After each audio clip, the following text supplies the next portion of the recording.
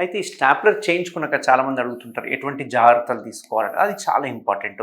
అది స్టాప్లర్ అయినా కావచ్చు, ఓపెన్ టెక్నిక్ అయినా కావచ్చు. ఏ టెక్నిక్ చేసినా కానీ ఈ జాగ్రత్తలు మాత్రం సేమే ఉంటాయి. సో, యూజువల్‌గా పైన చర్మం ఈ రకంగా ఉంటుంది. కింద చర్మం అనేది ఇక్కడ అటాచ్ అయ్యి ఈ రకంగా ముందరికి ఉంటుంది. సో, ఈ చర్మమే మనకు వెనక్కి రాదు. సో, ఈడి వరకు మనం చర్మాన్ని తీసేస్తాం. దీన్ని స్టాప్లర్ అనే మెథడ్‌లో చేస్తాం. సో, ఈ చర్మం మామూలుగానే ఎలాస్టిక్‌గా ఉంటది కాబట్టి ఇక్కడ కట్ చేయంగానే మనకు పిన్స్ అనేవి వెనకాల పడతాయి. అంటే ఈ ఏరియాలో పిన్స్ అనేవి పడతాయి అన్నట్టు. సో, ఈ పిన్స్ ఏవైతే ఉన్నాయో యూజువల్‌గా 10-15 డేస్‌లో ఆటోమేటిక్‌గా అవే పడిపోతాయి అన్నట్టు.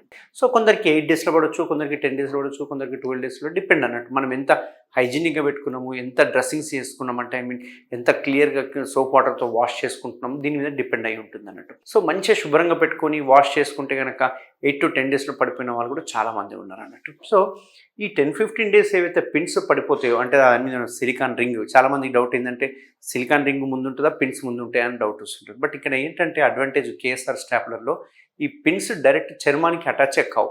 అసలు చర్మానికి అతుక్కోవు. దాని మీద ఒక సిలికాన్ రింగ్ ఉంటుంది. ఆ సిలికాన్ రింగ్ మీద పిన్స్ పడతాయి అన్నట్టు. దీనివల్ల అడ్వాంటేజ్ ఏంటంటే సిలికాన్ రింగ్ ఊడిపోయిందనుకోండి పిన్స్ అన్నీ ఆటోమేటిక్‌గా ఊడిపోతాయి. అంటే మళ్ళీ డాక్టర్‌ని సంప్రదించాల్సిన అవసరం లేదు. అండ్ పిన్స్ తీయాల్సిన అవసరం లేదన్నట్టు.